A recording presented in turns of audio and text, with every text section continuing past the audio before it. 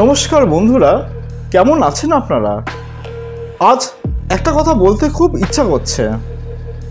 একটি নারী নির্যাতিত হয়েছে, কর্তৃপক্ষ দোষীকে বাঁচানোর চেষ্টা করছে। স্ত্রী জাতির কষ্ট বোঝে না, বোঝে নিজের স্বার্থ।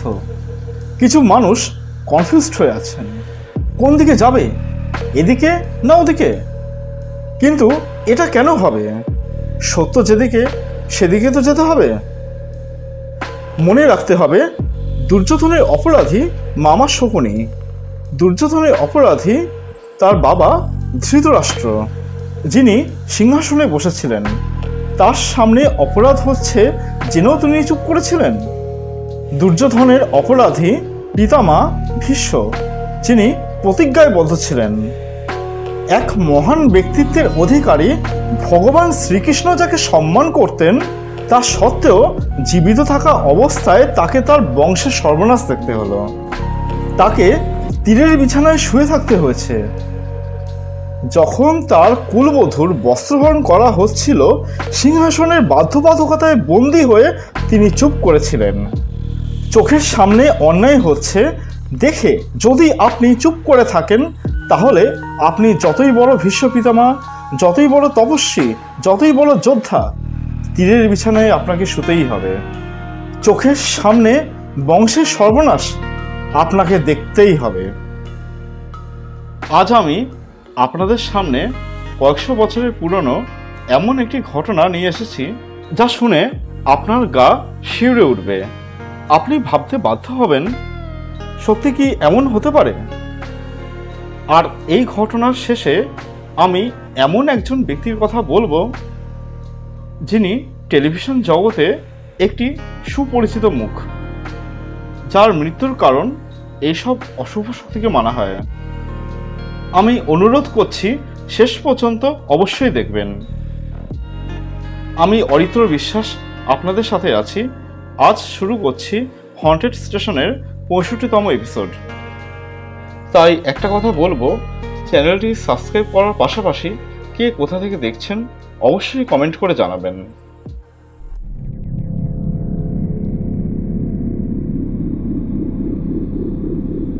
এশিয়ার মোস্ট হন্টেড প্লেস রাজস্থানের আলবার জেলার অন্তর্গত ভানগড় কেল্লা।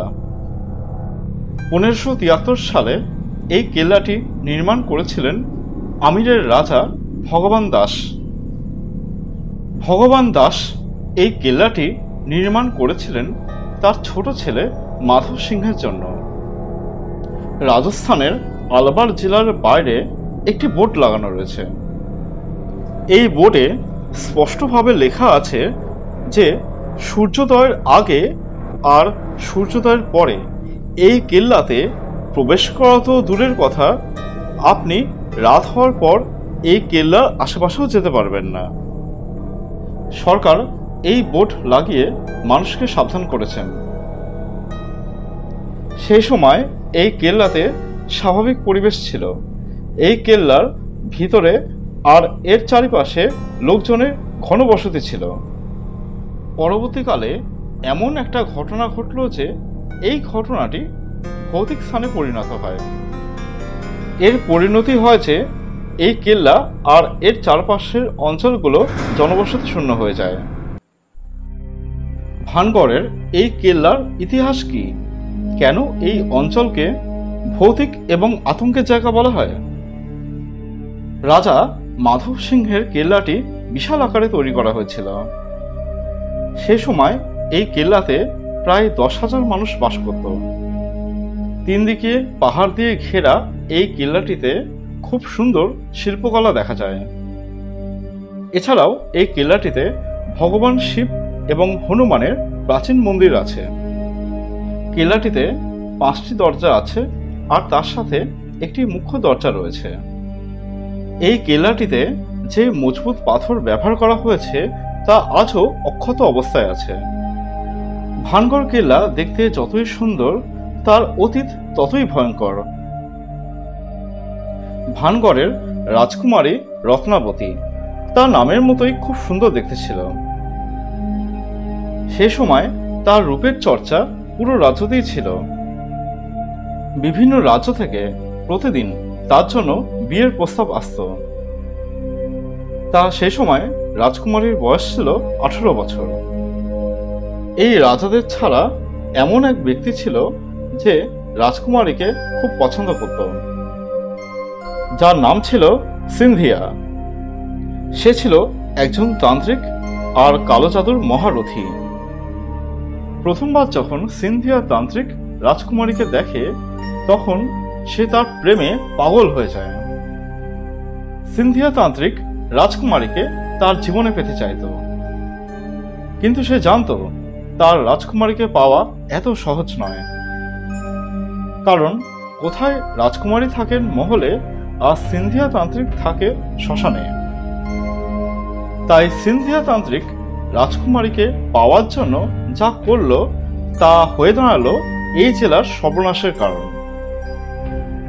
এই কেল্লাতে সে সময় বাজার বসত। একদিন রাজকুমারী তার বান্ধবীদের সাথে সেই বাজারে গিয়েছিলেন। একটি সুগন্ধির দোকানের সামনে দাঁড়িয়ে নিজের জন্য সুগন্ধি পছন্দ করছিলেন। সিনথিয়া তান্ত্রিক রাজকুমারীকে দেখে। যেহেতু সে তন্ত্রমন্ত্র ও কালো জাদুর পারদর্শী ছিল, তাই সে একটি সুগন্ধির বোতল তুলে নেয়। তাতে তন্ত্রমন্ত্র করে আবার সেই জায়গাতেই রেখে দেয়, যাতে রাজকুমারী তার বশীভূত হয়ে যায়।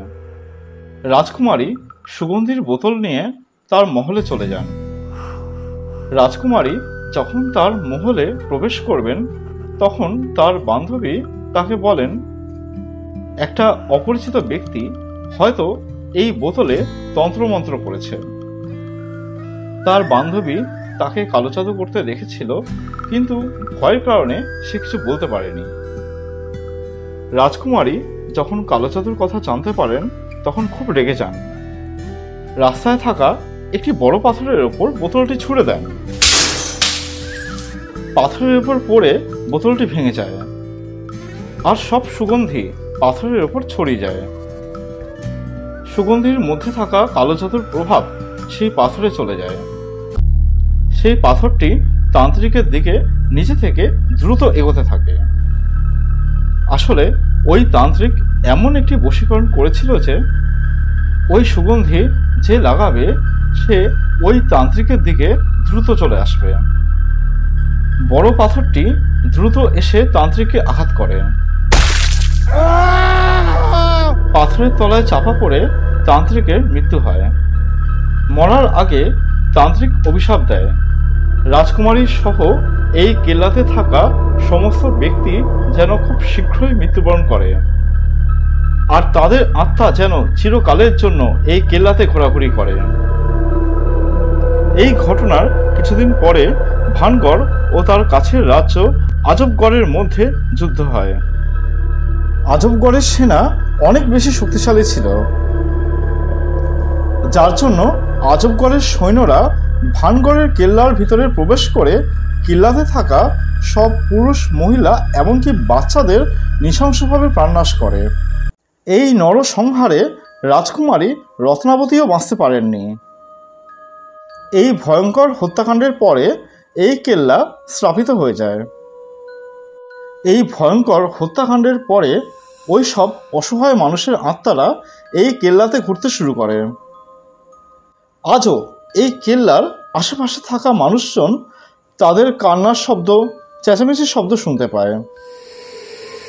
সন্ধ্যা 6টার পর এই কেল্লাতে যারা প্রবেশ করেছে তারা এখনো পর্যন্ত ফিরে আসেনি। সেই কারণে ভানগড় দুর্গ থেকে আজও কান্নার শব্দ শোনা যায়। গৌরব তিওয়ারি, যিনি ভারতের একজন ওয়েল রেসপেক্টেড মানুষের মধ্যে একজন ছিলেন, মৃত্যুর পর কি হয় সেটা জানার জন্য তিনি তার পুরো জীবন লাগিয়ে দেন। যার নিজের মৃত্যু রহস্যজনকভাবেই হয়েছে। তিনি ছিলেন একজন প্যারানর্মাল ইনভেস্টিগেটর। তিনি ছিলেন ইন্ডিয়ান প্যারানর্মাল সোসাইটির প্রতিষ্ঠাতা। তাকে আমরা বিভিন্ন টিভি শোতে দেখেছি, যেমন MTV, haunted weekend, the girls night out. 2016 সালে একটি নতুন চ্যানেলের সাথে তিনি এই কেল্লাতে প্রবেশ করেছিলেন। তিনি এটাই জানতে চেয়েছিলেন, সত্যি কি এই কেল্লাতে কোনো পারলৌকিক ব্যাপার আছে? এখানে কি সত্যি ভূত আছে, নাকি এটা লোকেদের ভ্রান্ত ধারণা? কিন্তু দুঃখের বিষয়, ওই কেল্লাতে যাওয়ার কিছুদিন পর 7 জুলাই 2016-তে তার নিজের বাড়িতে তার রহস্যজনকভাবেই মৃত্যু হয়। সব নিউজ চ্যানেল এটাই দেখাচ্ছে ভূত প্রেত অশুভ শক্তিই তার মৃত্যুর কারণ। সো হ্যালো গাইস, এই ছিল রাজস্থানের ভানগড়ের most of the horror incident. এই ঐতিহাসিক সত্য ঘটনাটি আপনাদের কেমন লাগলো আপনারা অবশ্যই কমেন্ট করে জানাবেন। আচ্ছা, এবার আমরা চলে আসছি লাস্ট এপিসোডের শাউট আউট পর্বে। আমাদের লাস্ট এপিসোডে কমেন্ট করেছেন সালেমান খান, তাপসী কুণ্ডু, সঞ্চারী পাল, প্রদীপ দাস, বাবন মণ্ডল, বিমল দাস, চন্দনা Das, Anuradha Kar, Sarani Mukherjee, Bidisha Roy, natural things, shadow of game, Shyamal Das, Mamoni Biswas, Sathi রায়, রূপসা ভক্ত, টিনা দে। আরও আমাদের বেশ কয়েকজন বন্ধু যারা ইউজার নামে কমেন্ট করেছেন, তাদের নামটা আমি ঠিক পড়তে পারছি না। যাই হোক, প্রত্যেককে অসংখ্য ধন্যবাদ। এইভাবে তোমরা হান্টেড স্টেশনকে আরও বেশি করে লাইক করো, আরও বেশি বেশি করে কমেন্ট করো, আরও বেশি বেশি করে শেয়ার করো, যাতে হান্টেড স্টেশন আরও অনেক মানুষের মাঝে পৌঁছে যায়, এটাই প্রার্থনা। ঠিক আছে, আজকের মতন আসি, আবার দেখা হচ্ছে নেক্সট উইকে।